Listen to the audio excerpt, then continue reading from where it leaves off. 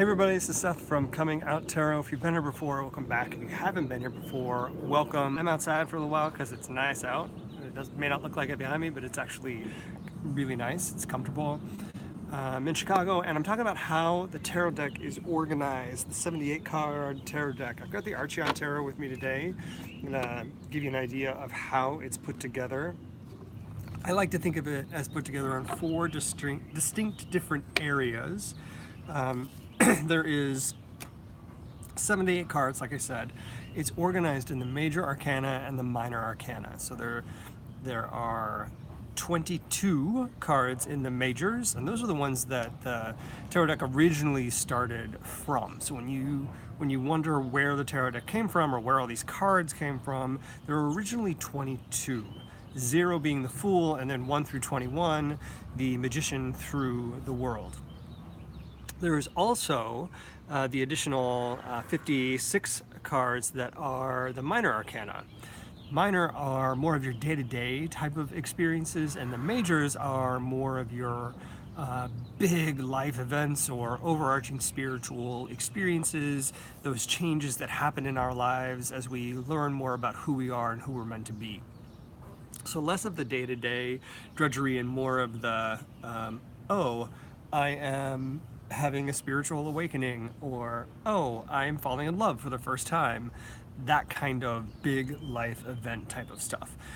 There's also the dreaded court. I call it the dreaded court because people are so scared of it. It actually isn't something to be scared of.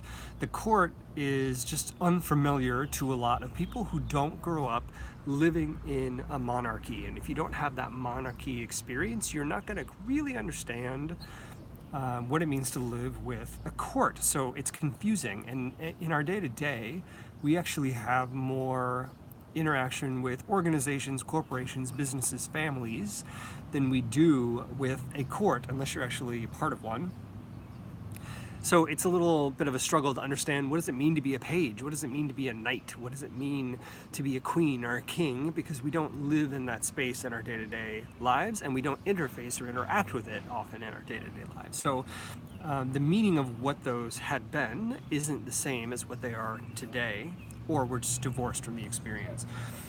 So there's the court, and then there are the aces, or those beginnings, those gifts, those things from the hand of God or the divine or spirit, however you interact with it. The aces are that unique experience of something being either given to you or the thing that you've created in your life, and as it gets started, it is that burst of beginning and energy. So that's the aces. A little bit about the courts, a little bit about the majors and the minors. And I want to talk in a little more detail, kind of like I did with the aces. So the aces, you'll notice I said the Archeon Tarot. You'll notice they all have a single entity. Some cards have, like there's a single pentacle. Some cards have additional imagery around those things. Some other cards don't. They'll just have like one disc or one wand, and there'll be some flowery decoration around it, like in the Marseille Tarot. In this deck, there is more than a pip. There is more than an individual. There is also additional imagery behind the main character, person, or animal in each card. The place I'm going to start is with, since I already talked about the aces, I want to talk about the suits. So there are wands, pentacles, cups, and swords. Let's start with the pentacles because that's what's on top. They're all 1 through 10. Actually, since I've removed the aces, these are 2 through 10. And if you're a numerological person, all of the numbers correspond to something numerological. If you have a system that works for you, awesome, use it. If you don't have a system, you can think of numbers in progressions, like 1, it's a beginning, it's a start. You have to have 1 to have something, as in it is no longer the absence of nothing. 2, there is a choice or a pair, a relationship. There's something between 1 and 2 where they exist. 1 is active, 1 is passive. 3, we've created something. Something is in the act of being created or creation. 4, now we've got some stability. There is a structure, like all 4 corners, or a table that would have 4 legs. 5, we've introduced something unstable. There's a bit of a challenge to the structure of 4. So now there's a bit of a struggle to understand which is the correct table leg, I guess, if I'm going to stick with that idea. 6, now we've achieved stability again. There is a sense of achievement or accomplishment. And then 7, next thing you know, you're facing some obstacles because you probably got a little arrogant about how awesome you were. So you're going to learn a little bit about yourself and what might be in your way, and it's probably going to surprise you. 8, we're going to have some movement because now we're moving past those obstacles or those things that were challenging, and we're ready to charge forward. 9, we've made it into a sense of understanding or accomplishment, got past the struggles, moved forward, and now we kind of know what we're doing and where we're headed. And then 10, now we've definitely hit the end of the road. We know where we've been. We've learned everything we have to learn about whatever this lesson or experience is, and it's time to move on to the next ace. So it's cyclical, like the Wheel of Fortune, number 10, it's cyclical. So in our pentacles, we have that cycle.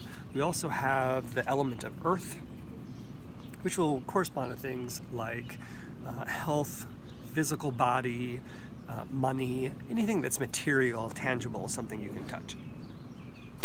The swords, same cyclical numerical value, but now we've got a weapon. And it is a clean weapon. It is something that requires either brute force or clear thought in order to wield properly, because you don't want to kill the wrong person, but you want to make sure that you're using it in a way that it is a tool and not just a blunt instrument. So swords are actually related to the element of air, and air is related to how we think, how we process, how we argue, how we challenge ideas, and how we fight. So the swords can be about what will hold us back because we will not challenge ourselves successfully, and what could hold others back because maybe we're going to challenge them too hard, or it can be exactly what we need to free us. The cups are chalices, kind of like let's say, the cup that Jesus held, the Holy Grail. Cup is the Holy Grail. They hold water or some other kind of liquid, water. It's a water element. We just had earth and air. This water element, water is always associated with emotion. If you think about what you've learned about the moon and the tides, as the moon gets closer and further away from the earth, the tides shift in and out. They are often, especially the moon cycle, is related to women's menstrual cycle. Our emotions are also connected to that hormonally, so we have water associated with hormones. There's your. That was good, Seth. We have water associated with our emotions. The cool thing about cups is that they're going to live in that space of helping you better understand you or others' emotions. They're going to help you better understand someone's intention. They're going to help you understand how people feel about different people, places, and things, which show up in the other cards, like the material things or the arguments. Why are you feeling this way? Why might you feel this way? And then we have wands, which are related to the element of fire. This tends to be like, think about a wand that you're holding. It's either going to help you walk, it's going to help you move forward, or it's something you can throw and wield. The more wands you have, the heavier they are to carry. But they're also related to ideas, concepts, the way you, when you might come up as you're sitting and thinking in your sword fashion with some brilliant idea, that's a wand. It's why they're related to ideas and thoughts, I have no idea. I personally think it's because we always associate wands, or tend to associate wands, with some elder or someone who is of magical purpose that has the tail of something inscribed on their wand. If you think of wands in a magical way, they tend to create new things, or energy flows through them. If you're holding a wand like a Harry Potter or a witch who might have their wand. So you can think of wands that way. And related to the element of fire, you're creating a really intense set of energy about moving something forward, driving something new. So that's where wands come in. You can also relate these to seasons. Fire, wands can be related to spring. The pentacles can be related to winter. How am I forgetting all of this now? I'll have to come back to timing. Timing has always been a struggle for me, and I've got it written down. I'll just have to come back and help you out with it. Let's talk about the courts. The courts also have their own element. So you'll have the King of Wands, he's related to fire, but the court themselves, let me pull out 4 of these, will also have their own elements. So the Queen will be related to water, the Knight will be related to air, the Herald or the Page will be related to earth, and the King will be related to fire. So in wands, the King is fire of fire. So when we're talking about like somebody who's super inspirational, the King. We're talking about someone who really understands and empathizes with people who are in an artistic space, Queen of Wands. She's also like super sensual. So when you get water and fire together, it creates steam, for example. When you've got the Knight, now you've got air of fire. It's either going to blow out real fast or it's going to combust real fast. Because when you blow at the base of a fire, when you're it either blows out or it flames up real high. So this guy can burn out real easy. And then the Herald, we're talking about earth of fire. That's when things can be scorched or they can be reborn. So if you think about these elements related to the element of the suit, that's an interesting way to get into the courts. You can also then think about them in ways that you may recognize them. So heralds, usually someone young and inexperienced, like a student. The Knight, more experience, college, past college. We're moving past intern stage. Then we're moving into the Queen. She can be the leader, the head of something. And most if you have a Queen and King together, sometimes they're equal, sometimes they're not. Sometimes you might want to think about that Queen being more in charge, as we see in England today, for example, than the King. So you can play with these gender roles. They don't have to be in the order in which you think they belong, Queen and King, because that's what you were told. But either way, they're leaders. You can think of them as CEOs, as the heads of family, like mother and father. In fact, some decks even have them that way.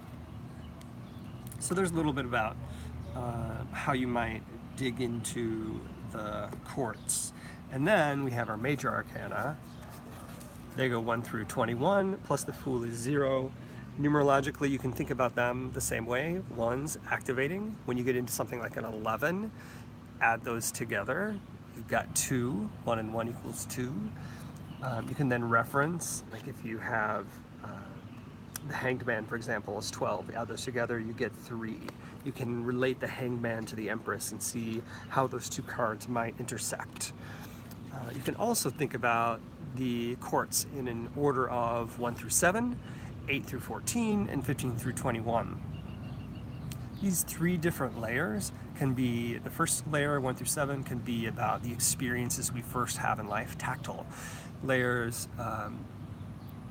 8 through 14 can be about going inward, how we learn about ourselves, and then 15 through 21 gets us into that space of spirituality and what it means to be connected to something higher than just our tactile and internal selves.